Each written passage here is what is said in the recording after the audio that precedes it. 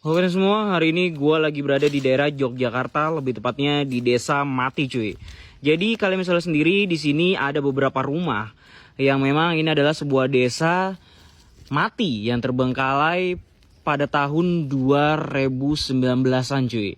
Jadi lokasi ini memang sudah dikosongkan sejak hampir 4 tahunan atau 5 tahunan karena memang lokasi ini katanya ingin digusur dan dijadikan sebuah kampus di area sini cuy.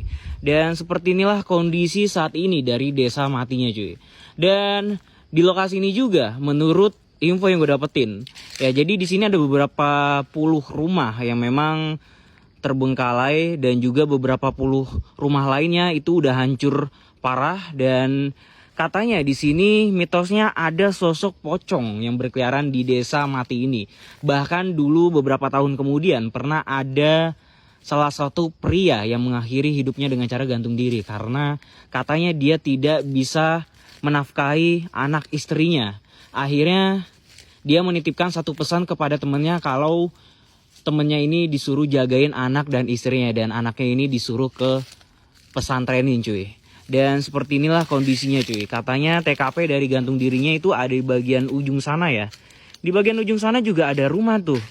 Jadi kalau misalnya sendiri di bagian dalam situ juga ada rumah, dan di bagian dalamnya lagi itu ada rumah cuy. Oke, buat teman-teman yang penasaran, kita akan menuju ke bagian rumah lainnya cuy. Ya, gue sudah berada di bagian terakhirnya nih. Jadi ini rumah-rumah terakhir yang ada di desa mati ini cuy.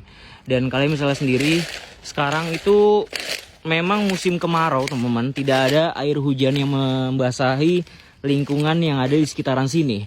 Dan pepohonan dari daun-daun jati ini pada berjatuhan men. Dan di sini ada satu sumur juga nih. Dan di bagian depan gua ini memang katanya ya, mitos dari rumah yang ini itu katanya sering muncul sosok anak kecil ya. Gua nggak tahu bener apa enggaknya. Dan kita coba untuk ke rumah yang terakhir nih. Jadi di bagian sini juga ada rumah yang bertingkat 2. Dan menurut dari warga sini, di bagian rumah tingkat 2 ini sering muncul pocongnya nih. Katanya juga yang bagian rumah tingkat 2 ini memang orang kaya yang ada di desa mati ini. Dan itu adalah rumahnya tuh. Oke, kita akan mendekat aja biar kalian gak penasaran seperti apa lokasinya cuy. Wah, ini gokil sih men. Jadi memang dulu rimbun banget nih, cuma memang karena musim kemarau jadi sekarang seperti ini ya teman ya kondisinya ya. Assalamualaikum. Salamun ala Sulaiman fil alamin. Ya, jadi itu adalah rumahnya cuy. Dan ini rumah terakhir yang nanti kita akan masuki. Dan buat teman-teman yang penasaran dengan live streaming gua di desa mati ini, kita akan explore aja di lokasi ini jam 9 malam cuy.